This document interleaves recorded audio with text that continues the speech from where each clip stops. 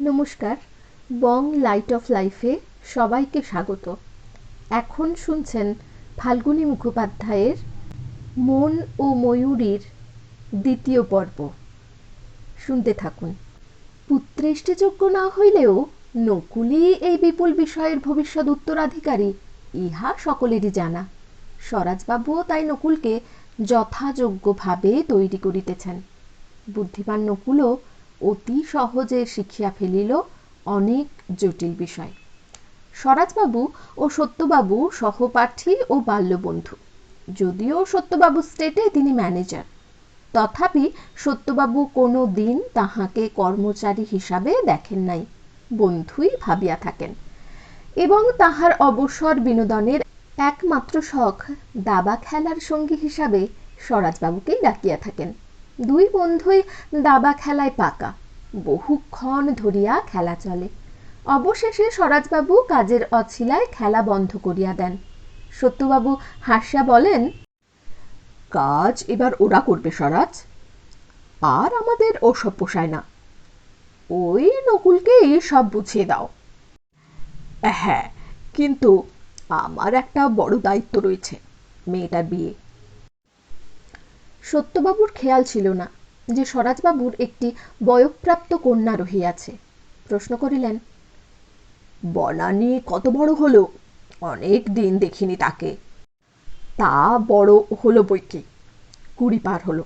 শান্তিনিকেতনে পড়ছে, পরীক্ষা দিয়ে বাড়ি আসবে পরশু। কি কি পরীক্ষা? বিয়ে। ওর বিয়েটা দিতে পারলেই নিশ্চিন্ত হই দাদা। তা অত ভাবছো কেন?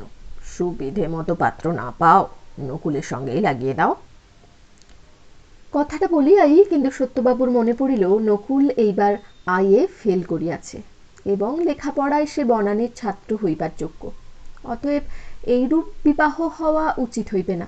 কিন্তু স্বরাজবাবু ওদিক দিয়া গেলেন না। তিনি বলিলেন, অত ভরাট কি আর বনানীর হবে দাদা? কেন হবে না? অবশ্য বিদ্যাটা নকুলের কম, তবে বুদ্ধিমান ছেলে, চালিয়ে নিতে পারবে ঠিকই। বিশ্ববিদ্যালয়ের বিদ্যায় কি এসে যায় দাদা? নকুল এমনি খুব বুদ্ধিমান, সুন্দর স্বাস্থ্যবান ছেলে, তার হাতে বনানীকে দেওয়া তো ভাগ্যের কথা। দেখবেন যদি আমার বরাতে হয়। কিছু ভেব না, আমি কথা দিলাম।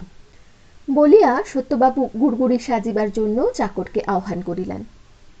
এই আনন্দের সংবাদটা গৃহিণী উমাকে দিবার জন্য স্বরাজবাবু চঞ্চল হইয়াছিলেন। তিনি আর সেখানে অপেক্ষা করিতে পারিলেন না, চলিয়া গেলেন এবং উমাদেবীকে জানাইলেন, বনানীর বরাত ভালো, সত্যবাবু নিজেই নকুলের সহিত তাহার বিবাহের প্রস্তাব করিয়াছেন। উমাদেবী সানন্দে তুলসীতলায় মাথা নোয়াইলেন। লেখাপড়া না হইলেও নকুল স্বাস্থ্যবান এবং সুন্দর। সকলের ওপর সে বিপুল সম্পদের মালিক। অতএব তাহাকে জামাতা করিতে কাহার না ইচ্ছে হয়। উমাদেবীরও যথেষ্ট আনন্দ হইয়াছে। আগামীকাল কন্যা গৃহে আসিলেই তিনি তাহাকে কথাটা জানাইবেন। বয়ঃপ্রাপ্তা কন্যা বিয়ে পরীক্ষা দিয়াছে, পাশও করিবে, কারণ এ যাবৎ সে কোনো পরীক্ষায় ফেল করে নাই। নকুলের সহিত তাহার এইখানেই গড়মিল। উমাদেবী ও স্বরাজবাবু উভয়েই কথাটা ভাবিতেছিলেন। বনানী অবশ্য খুবই ভালো মেয়ে, শান্ত সুশীলা, বিবাহ বিষয়ে হয়তো নিঃশব্দে পিতামাতার নির্বাচন মানিয়া লইবে, কিন্তু কাজটা কতখানি ঠিক হইবে কে জানে। বনানী স্বরাজবাবুর সর্বকনিষ্ঠা সন্তান, তাই অতি আদরে মানুষ হইয়াছে। নিজেদের অন্ন বস্ত্রের ব্যয় সংকোচ করিয়াও তাহাকে ভালোভাবে পড়ানো হইতেছে।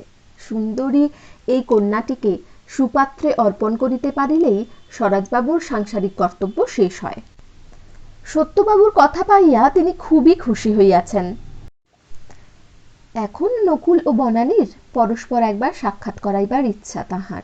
কাজটা এমন কিছু কঠিন নয়, কারণ সত্যবাবুর বাড়ি হইতে স্বরাজবাবুর বাড়ি বেশি দূর তো নয়ই, উভয় পরিবারে যাতায়াতও আছে এবং বনানীকে বরুণাদেবী যথেষ্ট স্নেহ করেন।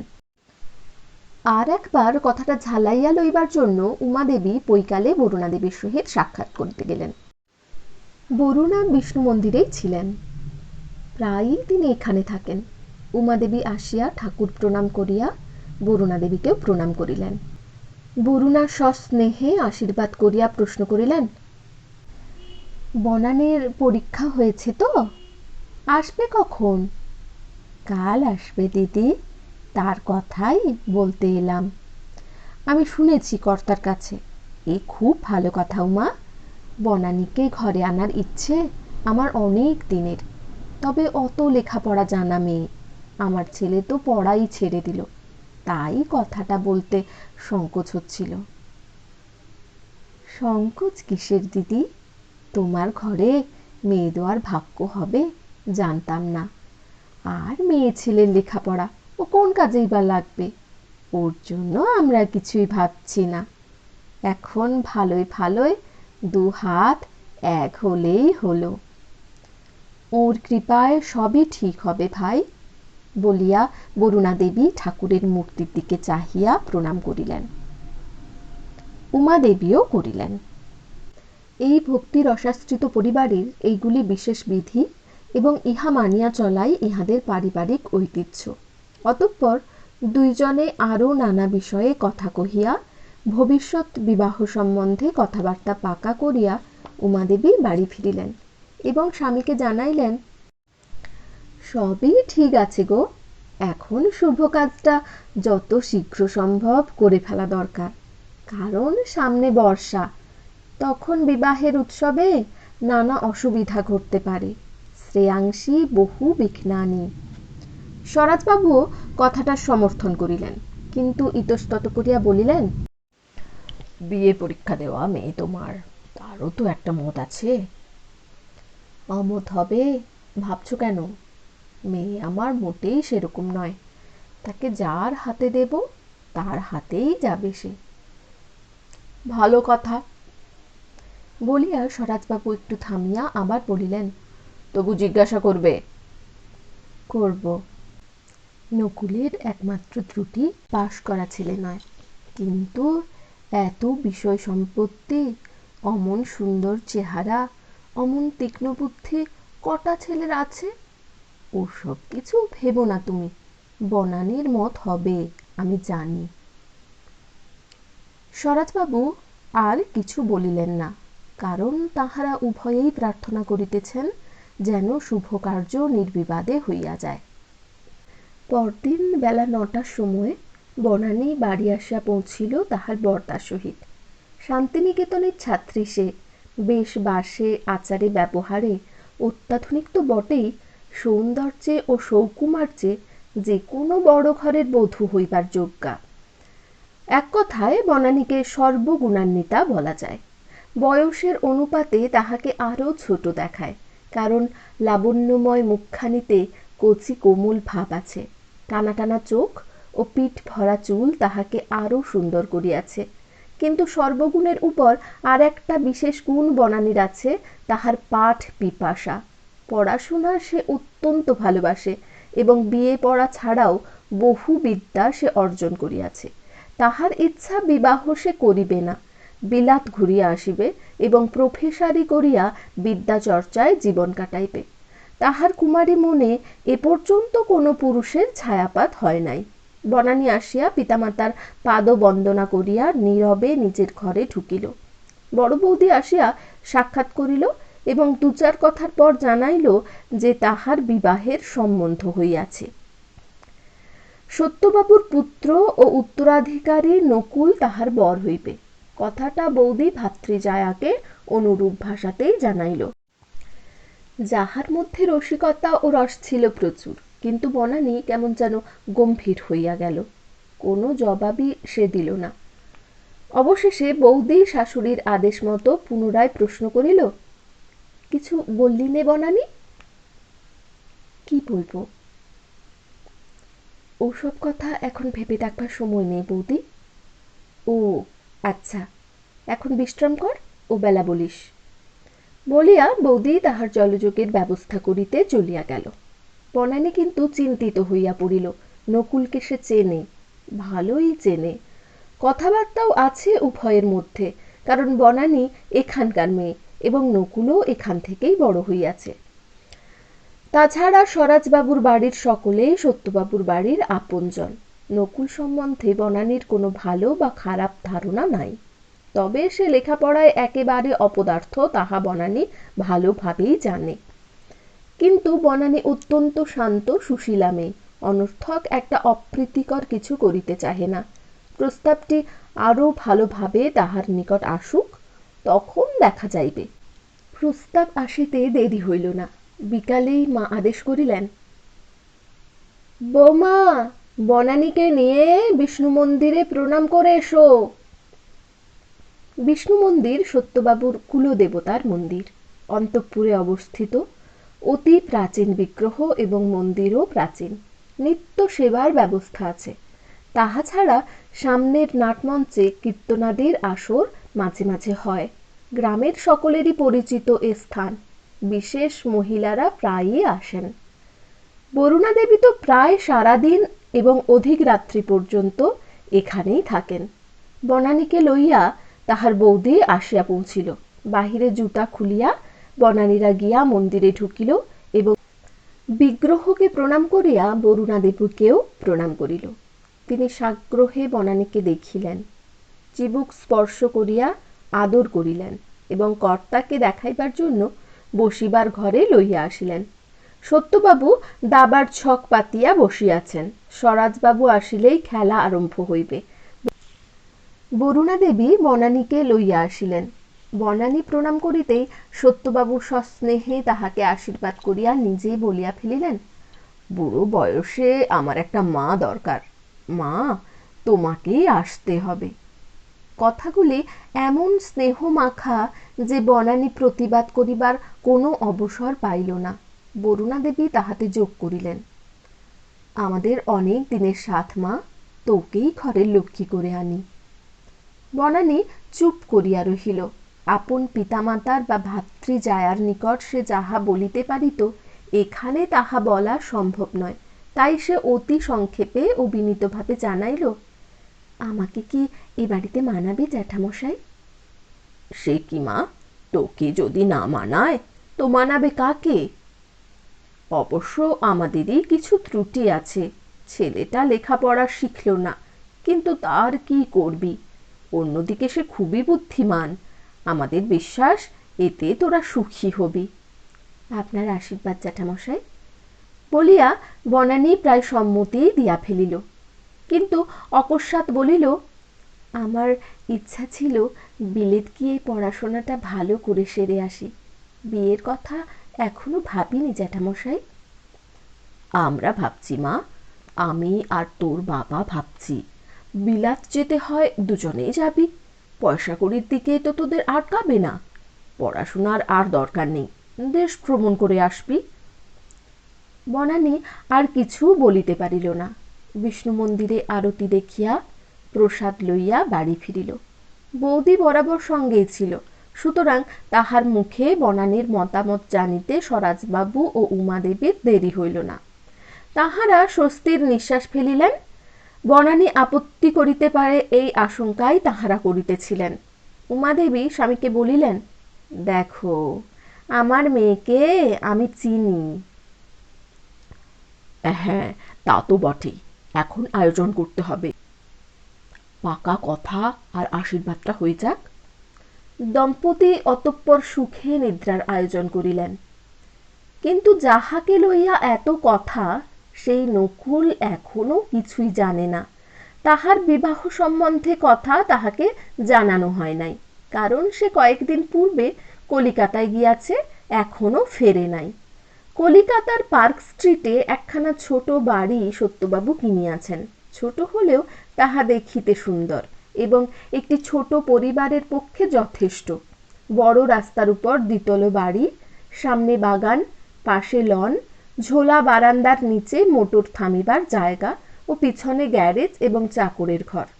নকুল আসিয়া এই বাড়িতেই উঠিয়াছে। সঙ্গে ঠাকুর চাকর আছে, কোনো অসুবিধা নাই। এখানে তাহার কাজ বিশেষ কিছুই নাই, কিন্তু নকুল অতিশয় বুদ্ধিমান, তাই কাজ সে শীঘ্রই জোগাড় করিয়া লইয়াছে।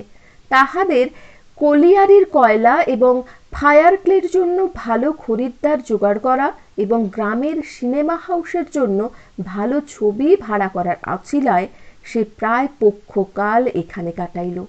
খরচও যথেষ্ট হইতেছে, কারণ বেশ কতকগুলি বন্ধু বান্ধব ও বান্ধবী জুটিয়া গিয়াছে, যাহারা নকুলের মাথায় কাঁঠাল ভাঙিয়া ভালোই খাইতেছে। কাজও অবশ্য কিছু যে না হইতেছে তাহা নহে, তবে এসব কাজ বাড়ি বসিয়াই হইতে পারিত।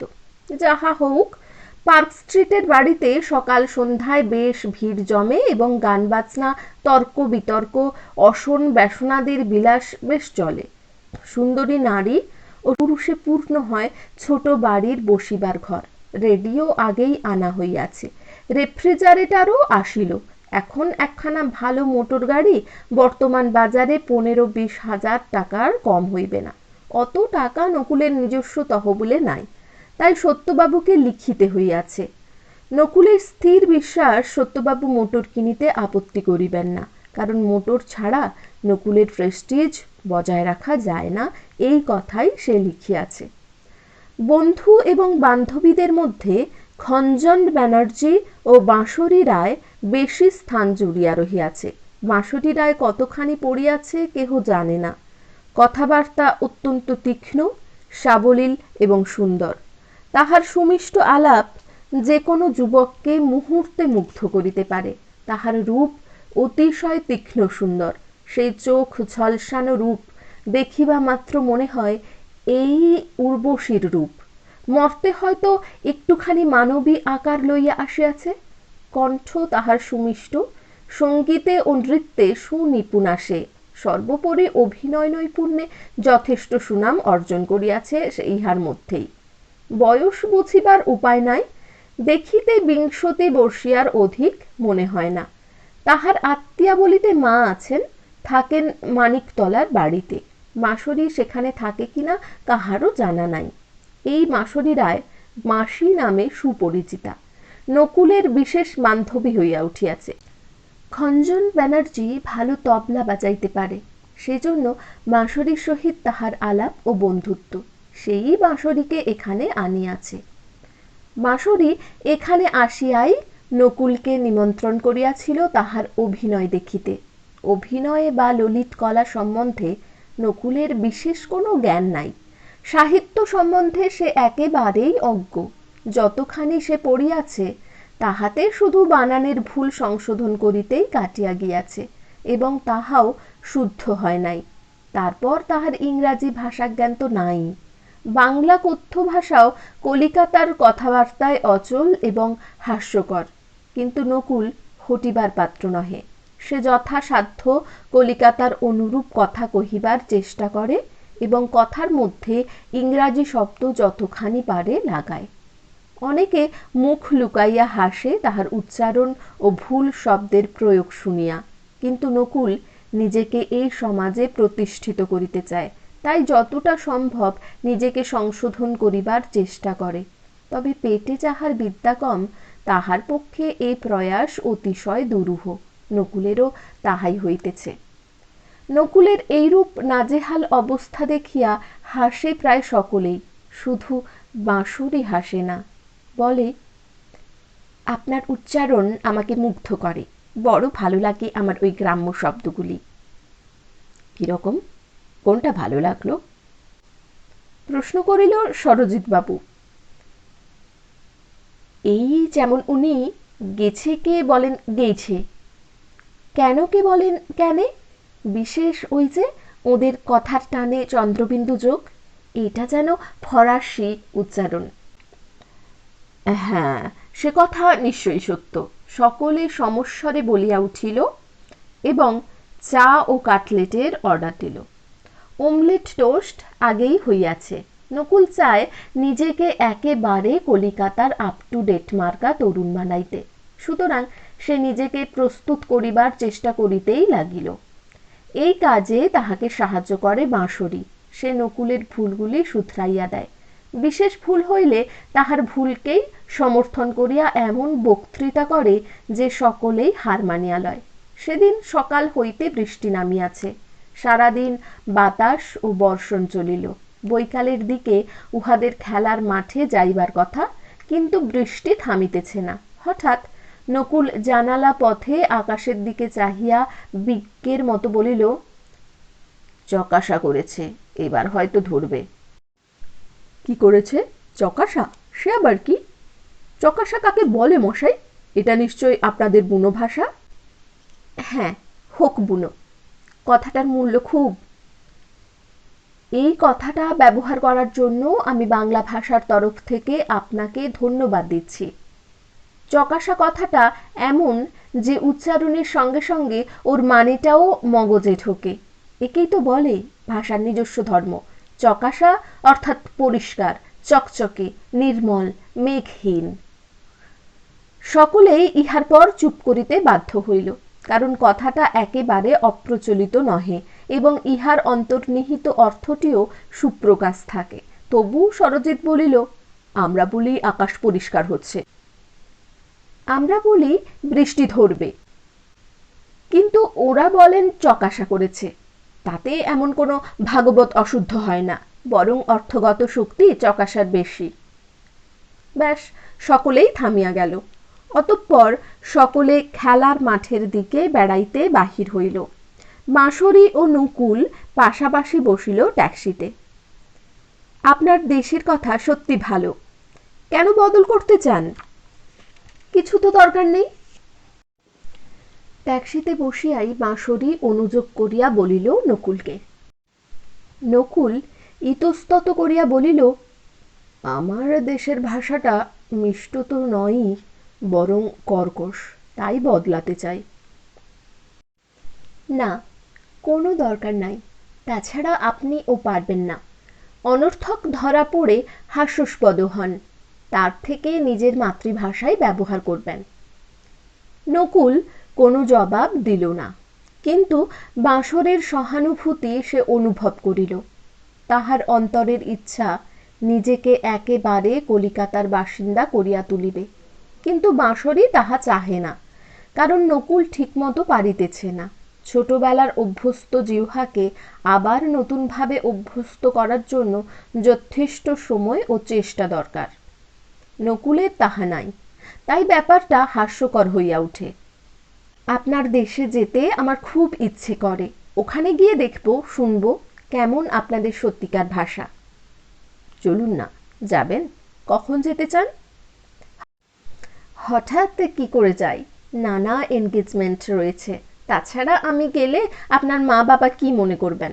তাদের তো বলা দরকার যে আমি যাব, বিশেষত আমি কুমারী মেয়ে। হ্যাঁ, তা বিয়ে করে গেলেও তো হয়। বিয়ে? কাকে? কখন? কিভাবে? মাসুরির কণ্ঠে বিস্মিত মাধুর্য। আমাকেই, আগামী পরশু, এবং যেভাবে বিয়ে হয়, পুরোহিত বড়মাল্য নিয়েই। বাঁশরি এমনি কথাই শুনিবার আশা করিতেছিল, কিন্তু হঠাৎ কোনো জবাব দিল না। সে শুনিয়াছে নকুল ধনীর সন্তান, সে কলিকাতায় নিজস্ব বাড়িতে আছে এবং খরচও ধনীর মতোই করিয়া থাকে, কিন্তু সে ধনের পরিমাণ কত তাহা জানা নাই। তাছাড়া সে নকুলকে যতই সমর্থন করুক, হঠাৎ পল্লীগ্রামে বধূ হইয়া যাইবার ইচ্ছা তাহার নাই, এবং নকুলের পিতামাতা ব্যাপারটা কিভাবে গ্রহণ করিবেন তাহাও জানা নাই। অতএব ভাবিয়া সে জবাব দিল, অত চট করে কি বিয়ের ব্যাপার সারা চলে? তাছাড়া আপনি বড় লোকের ছেলে, একমাত্র পুত্র, বাবা কত ধুমধাম করে বিয়ে দেবেন আপনার। আমাকে তাদের পছন্দ হবে কিনা তাই বা কে জানে? ওসব কথা এভাবে কি হয়? হয়, তোমাকে পছন্দ না হবার কোনো কারণ নেই। তোমার পছন্দ আছে কিনা বলো। আমার আবার পছন্দ কি, ওর কোনো দামই নেই। তাহলে কাজটা চুকিয়ে দাও, চলো তোমার মাকে বলে আসি। আজ থাক, এতগুলো সঙ্গে নিয়ে যাওয়া সুবিধা হবে না, অন্যদিন যাবেন। গাড়ি গড়ের মাঠে পৌঁছাইল। উহাদের কথাও বন্ধ হইল। কেহই জানিল না যে বাঁশরির সহিত নকুলের বিবাহ সম্বন্ধ পাকা হইয়া গেল। কিন্তু সরজিৎ ওঁত পাতিয়াছিল। বাঁশরিকে নকুলের তুমি সম্বোধন সে শুনিল খেলার মাঠে। তাহার সন্দেহটা দৃঢ় হইল, কিন্তু মুখে সে কিছুই প্রকাশ করিল না। বাঁশরিকে সরজিৎ প্রত্যাশা করে, সেও ধনীর সন্তান এবং বাঁশরীর অযোগ্য নহে। লেখাপড়ায় গ্র্যাজুয়েট সে। অধিকন্তু বর্তমানে মঞ্চ অভিনয়ে কিছু সুনামও সে অর্জন করিয়াছে। বাঁশরীকে জীবন সঙ্গিনী করিয়া একটি নিজস্ব অভিনয় সংস্থা গঠন করিবার তাহার ইচ্ছা। সেই ইচ্ছা ব্যাহত হইতেছে দেখিয়া সরজিৎ যথেষ্ট ক্ষুণ্ণ হইল। বাঁশরী স্বাধীনচেতা তরুণী, শিক্ষিতা এবং আধুনিকা। তাহাকে লাভ করিবার জন্য যাহা দরকার তাহা হয়তো সরজিতের সবই আছে, কিন্তু বাঁশরী যদি নকুলকেই বরণ করে তবে সরজিৎ সরিয়া যাইবে। সরজিৎ কিছু শান্ত প্রকৃতির যুবক।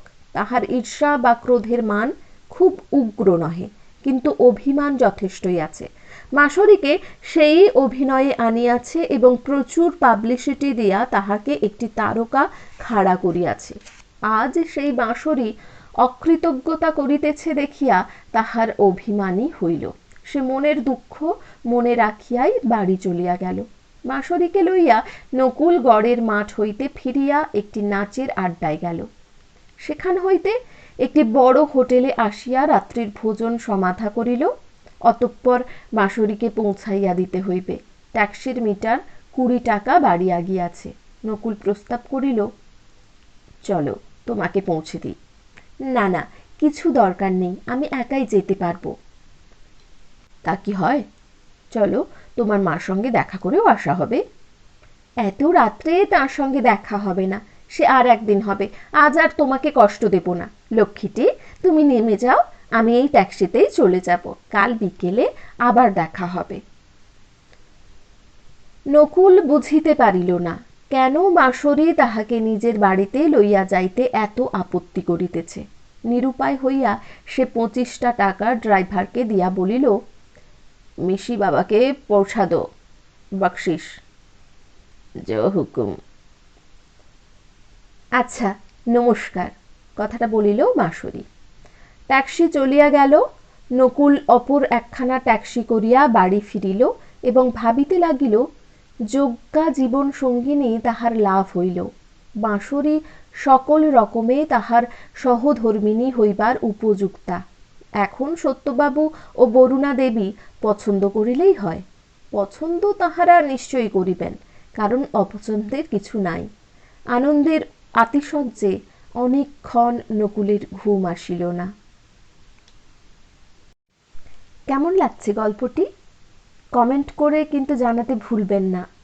ভালো লাগলে লাইক করুন, শেয়ার করুন। এরকমই সুন্দর সুন্দর গল্প শুনতে চ্যানেলটিকে সাবস্ক্রাইব করে রাখুন। ধন্যবাদ।